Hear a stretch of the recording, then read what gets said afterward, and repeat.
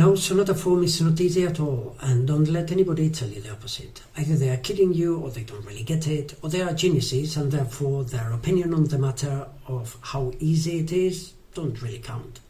But what is sonata form anyway? Welcome to Sonata Form Questions and Answers. Whether something is easy or difficult is, of course, a matter of opinion. In today's video I will present to you how I understand sonata form and hopefully make it easier. Historically, there have been many attempts to explain sonata form or to create confusion around it. Janeček alone classifies sonata forms according to the historical period, the function the piece fulfills, and the elements that it contains, among other criteria. To simplify as much as possible, I will refer to one type only, the one practiced by Haydn, Mozart, and young Beethoven, and probably the one that comes to mind whenever people discuss sonata form in general. The way I understand it, sonata form is a combination of elements of increasing difficulty. Alongside the explanation of those elements, I will let you know when, in my opinion, things are getting tougher. You will hear me use expressions like usually. That is because sonata form is not a set of rules, but rather a description of what composers used to do. To start with, sonata form is a structure. You can think of it as a body. Take a beetle, a fish, a bird, or a mammal. Each has a body, a head, and limbs, but each one has a different structure. There are varied structures in music too. You are probably familiar with at least one song structure: verse, chorus, where the chorus is the repeated part that everybody knows, usually louder and catchier. For example, the chorus in Jingle Bells.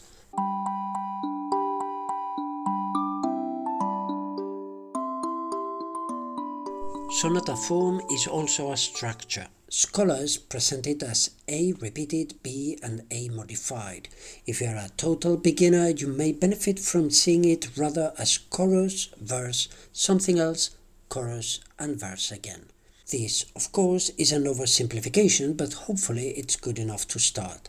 Similarly to the verse-chorus song structure I mentioned for Jingle Bells, in sonata form we also hear different musical material or themes. In part A, usually the most memorable, we will notice something like Jingle Bells, Jingle All the Way. But then in part B, we will be dashing through the snow in a one-horse open sleigh. Another similarity with the verse-chorus song structure is that we usually hear the chorus and verse several times, normally 3 or 4 times. To sum up this section, sonata form is a way of structuring musical thoughts, or even shorter, it is a musical structure. This basic structure is also the plan of a journey, a tonal journey. Before I continue with what sonata form is, be aware that sonata form is not the same as sonata. While both the sonata and the sonata form are ways of organizing musical ideas, the sonata organizes them in a piece with several movements, while the sonata form organizes them in a single movement. When it comes to instrumentation, in sonatas we have solo instruments or just a few instruments, while the sonata form can be for any instrumentation including a full orchestra. The sonata by definition is not sung, otherwise it would be a cantata. The sonata form, on the other hand, may include singers or be sung totally. It's time to add another treble of difficulty. The tonal journey can be seen as preparation and departure, the adventure, which is actually the return trip, and the confirmation that, yes, we are back home. In music theory, this scheme has these fancy names. Exposition, which sounds twice, and it is where we get familiar with how the chorus and verse sound. The development, where the verse and chorus have the big adventure and get transformed and combined in various ways, and the recapitulation, in which verse and chorus sound again, but with a little modification in the second half, about which we will talk later. But that was just a more theoretical view of the structure. What about the tonal part? At the beginning of a piece written in sonata form, we feel the music reaches its end on a specific chord, for example D major. Then the music changes so that we feel the final chord must be a different one.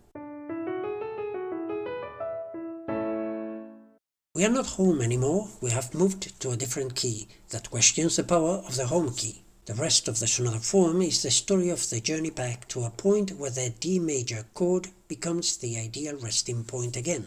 To achieve that, composers take us through different other keys until we return to the tonic in the recapitulation, and we remain there. These 5 steps roughly correspond to the 5 letters we saw before: the chorus, the verse, the something else, the repetition of the chorus, and the modified verse.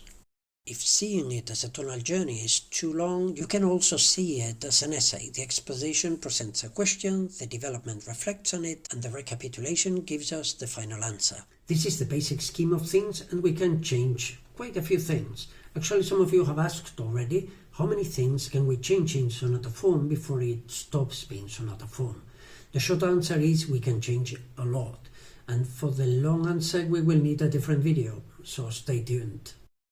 We are not done yet for today though. To sum up this second round, the beginning of the tonal journey is usually highlighted by the use of the contrasting themes we mentioned before, the chorus and the verse, with the chorus in the home key and the verse presenting the alternative key in full strength.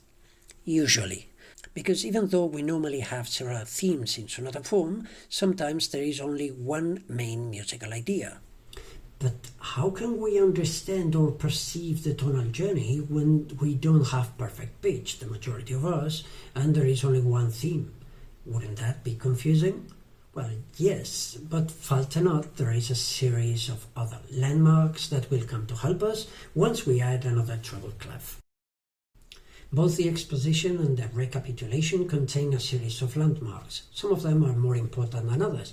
You can think of them as the connectors in a story. Once upon a time, but one day, then, suddenly, however, in the end, they lived happily ever after. You wouldn't start a story normally with however or end it with once upon a time. Likewise, in sonata form, these landmarks, when they appear, they do so in a given order. We start by hearing the primary theme in the home key. At the end of the primary theme, we get a confirmation of the home key, usually in the form of a perfect authentic cadence, but other forms of cadence are possible. We often have a modulatory transitional theme, after which we hear the medial caesura, which is a textural gap in music. In other words, a silence or a quieter moment. This frequently announces the arrival of the subsidiary theme in the secondary key, usually the dominant. The subsidiary theme ends with a confirmation of the new key with a must-be perfect authentic cadence in the secondary key. Very often the exposition is rounded up by a distinct closing theme in the secondary key. Its character is often connected to that of the primary theme. As we can see, the exposition has a lot of landmarks, like a preparation for a trip. Where to go, means of transport, get the kids into the car, are we there yet, etc. The development, with its mostly free structure, gives composers a lot of compositional freedom to show their skills. It starts in the secondary key, usually the dominant, and modulates, but when it finishes, the adventure is over and we find ourselves back in the home key for the recapitulation. The structure of the recapitulation is similar to that of the exposition, with a few but important differences. The transitional theme is not modulatory, which means the music remains in the same key, and the same applies to the subsidiary theme. We are getting close to the conclusion. If you're still there, I bet you have a keen interest in sonata form. My conclusion today will need refining in the future when I get to know more about the topic. In other words, make sure you click the subscribe button to avoid missing any updates. Click, click. The way I understand it, sonata form is a musical structure which composers use to tell the story of a tonal journey, mostly underlined by the use of two contrasting themes. To help them tell the story, composers use a series of structural landmarks. Still here? That's the end of the answer to the question, what is sonata form? So you can leave now because I warned you I'm getting subjective for the last bit.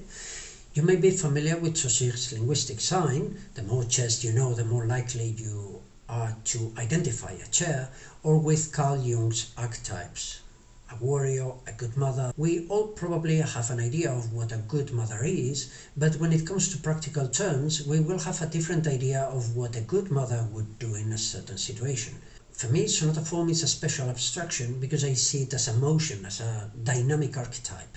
Same as with stories, listening to many of them and getting familiar with their idioms and their connecting elements, the suddenlies, once upon a time, and in the ends, will help you to understand and enjoy more the genre. And yes, it is doable. Not easy, but definitely worth it. So what are you waiting for? Go and listen to some sonata forms. If you don't know where to start, I will put some suggestions in the description below. Thank you for watching.